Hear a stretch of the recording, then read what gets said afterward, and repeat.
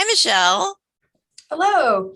Thank you so much for being here with us to celebrate Careers in Aging Week and to highlight the important work that you're doing. Um, please tell us your role, and we're lucky. It's a double whammy for us because you have two very important roles, one within the community and one at the university. Thank you for having me. My role at the Senior Center is as a program specialist. So, I put together programs and activities for people 50 and over. That's what we consider older adults. And then I teach an online class at the University of Iowa, the psychology of aging. So, it's nice I have both the whole spectrum of aging within my life Right, right now. on all ends. That's Mhm. great.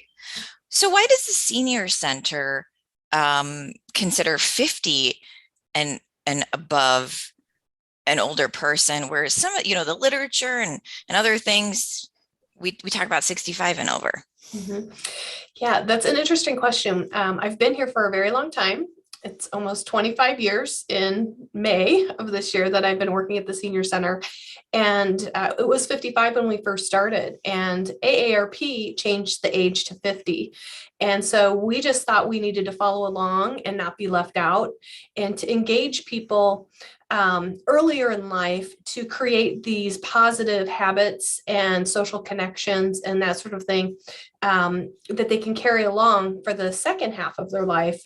And what we have learned that was unexpected is that after we lowered the age, people put off going to a senior center they started coming earlier. So it's like, oh, I've been eligible to come to participate for 10 years. And if our age was higher, 60 or 65, and people still had that mindset that I'm not Mhm, old enough yet, they mhm, would put it off and they lose that benefit of the lifelong learning, the wellness opportunities, and everything else that we have to mhm. offer here. And just as a side note, what I've also found is the community at large thinks the senior center is a place where people live. And because we're located in downtown Iowa City, next door to Ecumenical Towers, which is an independent living apartment complex, people think that we're one and the same, but we're completely independent. So we don't have any residents. We really serve the community at large to come in and do programming. And then we also want to offer intergenerational opportunities. So people of all ages can participate in our classes. Mhm. We do have some specifically for people 50 and over, and we have some areas of our building, our fitness rooms, that are for our members who have to be 50 to come in. But yeah, we're really a community resource. That's so wonderful. 50 and above, you can catch them earlier and get them engaged earlier. That's great and interesting. That the point you made about people not coming for a while, so maybe they're coming at 60, but you're still catching them earlier than, if it was 75, like you mentioned. So tell me what inspired you to work with older persons. You've been there for 20 years. Yeah, 25. 25. It's hard for me to even wrap Amazing. my head around it. And when I tell people that, then they have to start guessing my age. Yeah. Like, well, we didn't think you would be old enough to do that. Right, And right. the fact of the matter is that I needed a full-time job and I was working for the city and I had bounced around in different departments and hadn't really found anything that I really had a passion for. Parking department, not a passion for that, that kind of thing. And I really just needed a full-time job, and there was a senior clerk slash typist position here at the senior center.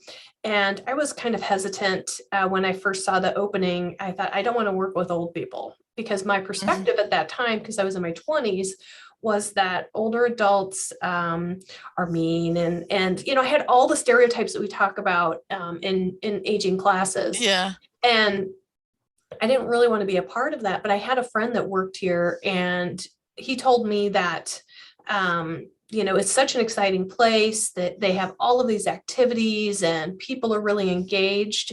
And I came over and I looked at it, and I was like, well, this isn't what I expected at all. I don't see a line of wheelchairs and people looking out the window because that's kind of what I had imagined. Right. And I got the job here. I was very fortunate. And at that time, I was working for my business degree in accounting. And I realized that I don't want to be an accountant because I love people. And this was an excellent place for me to be around a very diverse group of people and learning from all of the older adults that was around and how rewarding it was that this was my passion. So I did end up getting my undergraduate in business management.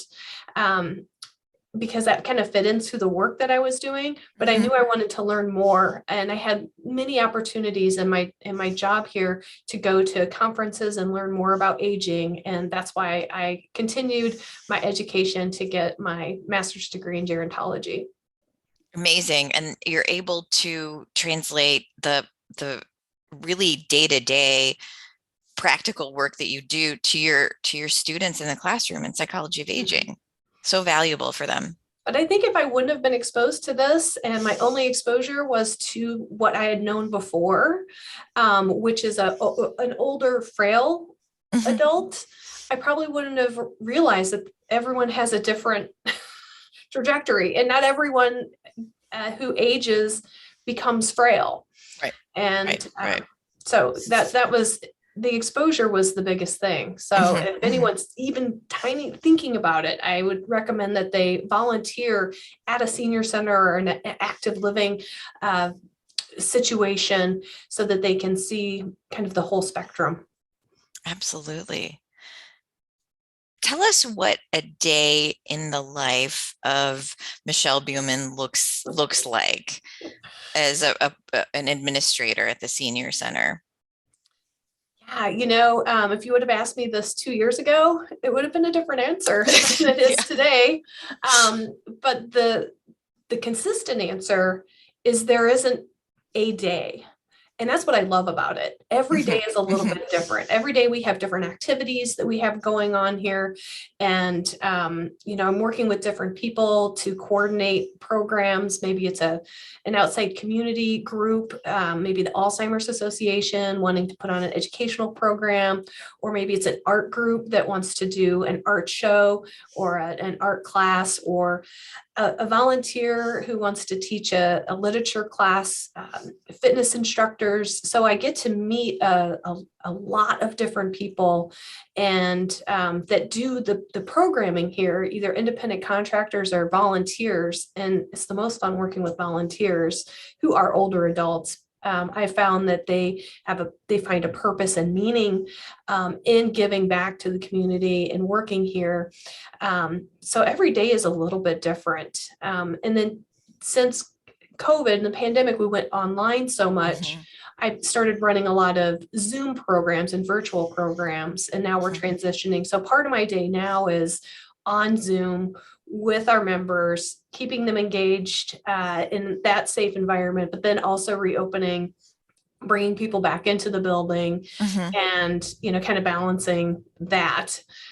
So I believe moving forward, I'll be more in the role of offering direct programming and working with others to offer those direct programming, Mhm. which I absolutely love because it allows me to be more interactive with our older adults. Before Right. the pandemic, it was more I set up a class, that instructor did it, and I walked away.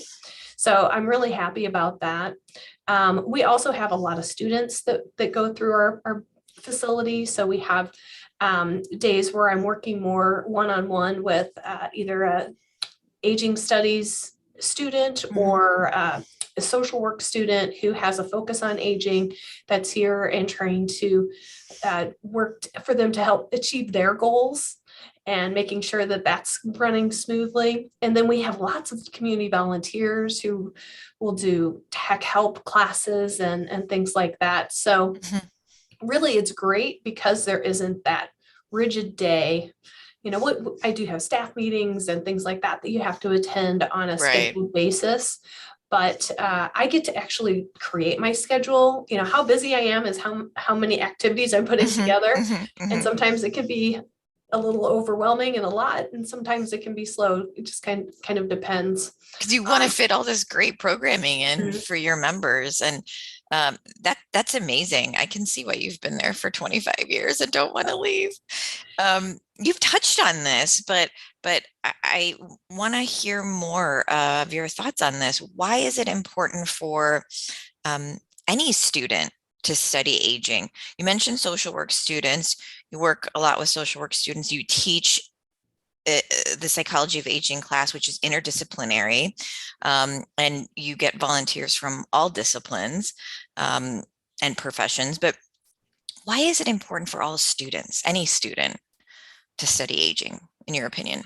Well, because we're all going to age, hopefully, right? And understanding that process Hmm. on a personal level is important. So for me, what I learned when I first started working here is that I would take someone's membership down and I find out their age. And as I walk away, I thought, oh, I thought that person was much younger than that. And I realized their lifestyle is Hmm. playing a Hmm. huge impact on their fitness level and their cognitive level and that. And then I would see someone else and I'd be like, oh my gosh, I can't believe they're that young Hmm. because I thought they would be Hmm. older, and it would be the same thing.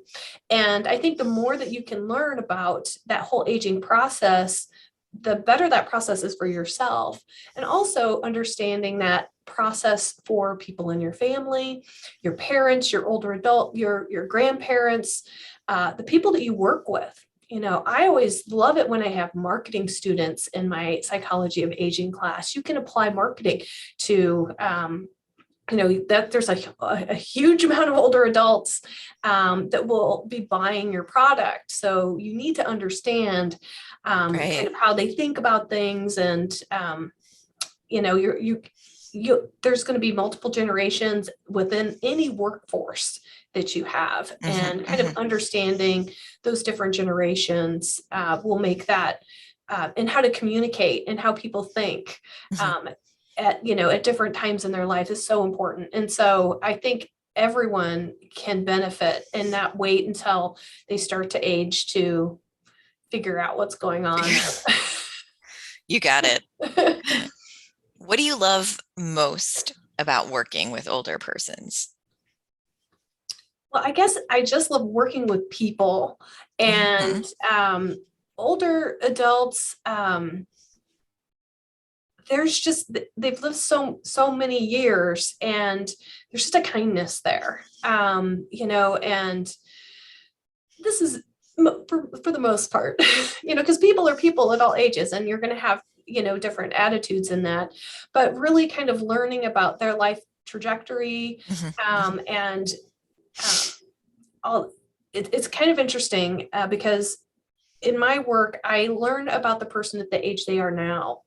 And until you sit down and you get to know them, you don't know, where they work necessarily because they're mostly retired, how many their family situation. And when you do get a chance to sit down and talk with them, you learn so much. It's like for instance, I have one of our participants who was in watercolor class, and I found out that she was a spy, that she at Wow. one point in her life that ended up being part of her career, and how she got to that point was really fascinating. And then after she retired, she decided that she was going to learn how to scuba dive, and like not Amazing. snorkel but scuba dive. Yeah. And then she it's just it gives you inspiration that you know what the possibilities are in your life. Hmm. Hmm. And it's just great. And the other thing I love about it is a lot of times in our center, people are kind of disconnected from, sometimes they're disconnected from the rest of their families, and so they come here to find connection, and they Hmm. want to find um, kind of a purpose, and I'm providing that for them. And um, a lot of people who might be what we call orphan elders or kind Hmm. of alone, they find social networks here. And it can be sad because you lose a lot of people. People people age and they die, Mhm. and that's hard, but I can tell myself I provided them opportunities to make the most out of their last years of their life. And there's something so rewarding about that. And I know people kind of look at, do I want to work with kids or do I want to work with older adults? And I say there's good for both, right? But if you can increase someone's quality of life, um, there's just nothing better than that, I guess. That's incredibly satisfying and enriching. Mhm. Yeah, yeah. I love those kind of oral histories that you're talking about that Mhm. you kind of learn from talking with older adults and members. So that's a privilege that you have access to that. I love that. Yes. And I sometimes might know more about what's happening in someone's life than their Right, children. right. It's in certain ways because they come here every day. And I see them quite often and then they share things with me. And I think the hardest part about my job is not getting too close and too connected and sharing too much of myself Hmm, hmm. with folks, and having to draw that line, especially since I've been here for so long. Right, right, right. And another interesting thing is when you stay in one position forever, I found that it's like teaching. I had someone tell me that I helped their mother, and now they're here coming to participate, and Yeah, that's kind of amazing to me. I never expected that to be that's a cool a thing. thing. That's wonderful. Yeah. Michelle, thank you so much for your time. Well, thank you. Did you have one more? Did you? I did. I just had a thought Yeah, about when you yeah, said the age is 50. Another mm, benefit that I found yeah, yeah. is that when people come here, a father and a son, because the son's over 50, they can come together now and Oh, participate in that an is. activity. Hmm. And so this particular situation, the father is widowed and the son wants to make sure that he gets out and gets exercise. Hmm, hmm, So what a hmm. better way than to come down and do that together here, because our Right. equipment works for all fitness levels. That's a great point. And you mentioned that social connection piece, that community, whether that is with your family of origin or the family that you create at the senior center, is so important for all of us, but particularly older adults, and we learned that in this pandemic. Well, thanks for Exactly. all the work you do, Well, thank and you. thanks so much for your time. Absolutely.